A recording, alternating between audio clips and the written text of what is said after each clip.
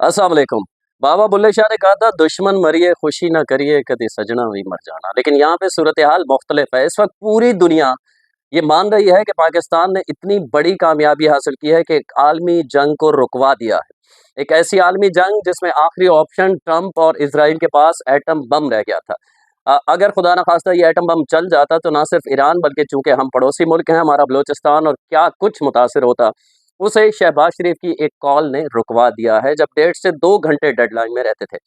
इसके बाद शुक्रिया अदा किया, ना सिर्फ अमेरिका ने, ट्रंप ने ट्वीट किया, बल्कि अब्बास सिरागची ईरानी वज़ीर ख़ारिजा की जानिब से भी पाकिस्तान का शुक्रिया अदा किया गया। लेकिन एक ऐसी मखलूक पाई जाती है, कुछ पाकिस्तान के अंदर और कुछ पाकिस्तान से बाहर बैठे हुए, जो अपने आप को दानिश्वर, खुद साख्ता समझते भी हैं और उन्हें ये लगता है कि सबसे ज़्यादा मतलब ईरान से ज़्यादा भी वो जानते हैं और अमेरिका से ज़्यादा भी दुनिया उन्होंने देखी है।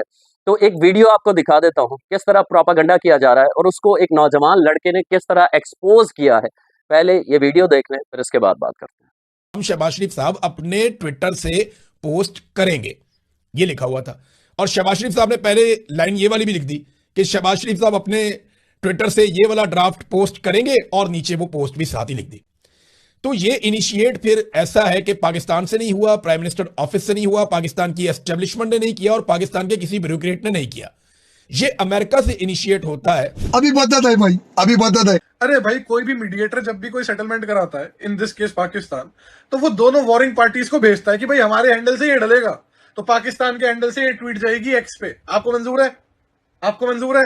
दोनों साइड से मंजूरी हो गई, डाल दिया एज इट इज। वो हटाना भूल गया। इससे ये कैसे साबित होता है कि ट्रंप ने बोला उसको कि तू ये डालेगा और डाल दे? अरे भाई, उन्होंने टेम्पलेट बनाकर भेजी कि भाई पाकिस्तान के हैंडल से ये जाएगा, आपको एक्सेप्टेबल है? आपको एक्सेप्टेबल है? डाल दिया। मतलब इतनी तुच्छी सी चीजों को पता नहीं राई का पहाड़ बना के ये सोचते हैं शर्लॉक होम्स बन गए। देखा, हमने डिस्कवर कर ली नई जियोपॉलिटिकल इनसाइट। अबे तुम्हें बेसिक कॉम्प्रिहेंशन स्किल्स नहीं है टू अंडरस्टैंड थिंग्स। तो वीडियो आपने देख ली। आप ड्राफ्ट के पीछे पड़े हुए हैं। असल में होता ये है कि जब आप दो जो फरीक हैं उनसे जब आप बात कर रहे होते हैं तो पहले उनकी तस्दीक लेते हैं कि शहबाज शरीफ ये ट्वीट करने जा रहा है। फॉरेन ऑफिस ने ज़ाहिर है वो ट्वीट लिखा और उसके बाद ईरान को भेजा और ट्रंप को भेजा। तो दोनों जानिब से जब तस्दीक आ गई कि हम एग्री हैं, तो उसके बाद उस ड्राफ्ट को वैसे ही उस ट्वीट को ट्वीट कर दिया गया और ड्राफ्ट वो ऊपर मिटाया नहीं गया।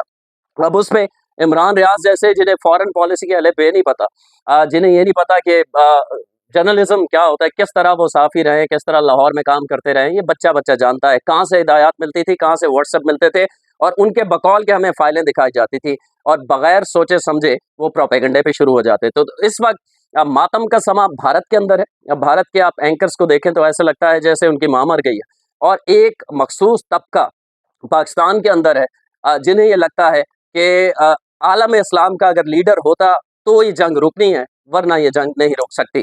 मैं अभी ट्विटर के ऊपर देख रहा था तो एक साहब ने बड़ा खूबसूरत लिखा हुआ था। उसने कहा कि आलम इस्लाम का लीडर पिछले 3 साल से जेल में है, उसके बावजूद हमने मुल्क को डिफ़ॉल्ट होने से भी बचा लिया।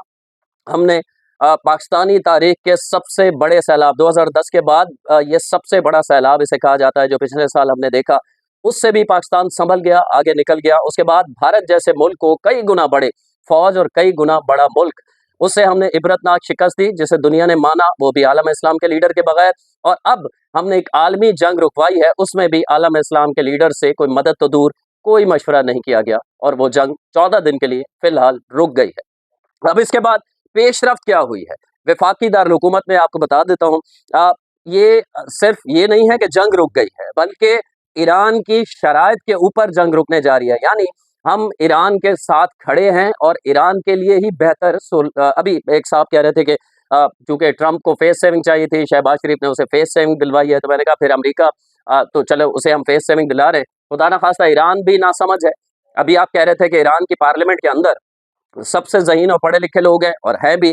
अक्सरियत जो है 70% जो है वो मास्टर और एमफिल हैं और 30% पीएचडी हैं उनके, जो मेंबर असम्बली हैं उनके। तो वो सब भी पागल हैं, वो पाकिस्तान की बात मान गए हैं, या उनसे ईरानियों से ज़्यादा, दुनिया से ज़्यादा वो लोग बैठे हुए यूट्यूबर्स जो डॉलर के चक्कर में झूठ बेचते हैं आपको, वो ज़्यादा जानते हैं। इस वक्त पेशरफ्त ये हुई है कि पाकिस्तान ने सिर्फ जंग नहीं रुकवाई, बल्कि पाकिस्तान मेज़बानी करने जा रहा है।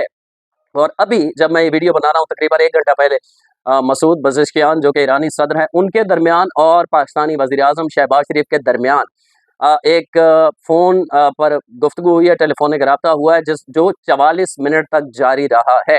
अब उसमें ईरान ने तस्दीक कर दी है कि हम जुम्मे को पाकिस्तान आ रहे हैं। इसके अलावा अमेरिका ने भी तस्दीक कर दी है कि हम इन जो पाकिस्तान ने कोशिशें की हैं उसकी तस्दीक करते हैं और हम भी पाकिस्तान आ रहे हैं। अब कौन-कौन आएगा बता देता हूँ आपको। अमेरिका की जानिब से जो लोग आ रहे हैं पाकिस्तान जुम्मे को मुज़ाकरात के लिए, नायब सदर हैं अमेरिकी जेडी वेनिस, ये आ रहे हैं और इसके अलावा ट्रंप के मुशीर हैं स्टीवन विट्कोफ। ये 2 अहम शख्सियत अमेरिका से आ रही हैं और ईरान से जो लोग आ रहे हैं उसमें स्पीकर हैं उनके नेशनल असम्बली के बाकर कालिबॉफ ये हैं और वज़ीर ख़ारजा अब्बास इराक़ची भी पाकिस्तान आ रहे हैं। अब्बास इराक़ची ने बाकायदा ट्विटर के ऊपर शुक्रिया भी अदा किया है और पाकिस्तान की इस कोशिश के बाद कल हमने देखा जब ये ऐलान हुआ कि 14 दिन की, कल रात गए कि 14 दिन का जंगबंदी हो गई है पाकिस्तान की कोशिश की वजह से। पाकिस्तान ने एक कॉल ईरान की और एक कॉल ट्रंप को की, उसके नतीजे में शहबाज शरीफ ने कॉल की। उसके बाद ईरानी अवाम सड़कों पर निकल आए और उनके एक हाथ में ईरानी झंडा और एक में पाकिस्तानी झंडा था और पाकिस्तान जिंदाबाद के नारे लगाए गए। अब ये पाकिस्तान की जीत है। आपको नून लीग से इख्तलाफ हो सकता है, आपको आर्मी चीफ से इख्तलाफ हो सकता है, किसी भी शख्सियत से इख्तलाफ हो सकता है, लेकिन पाकिस्तान की खुशी में एटलीस्ट खुश होना बनता है कि पाकिस्तान ने इतनी बड़ी कामयाबी हासिल की है।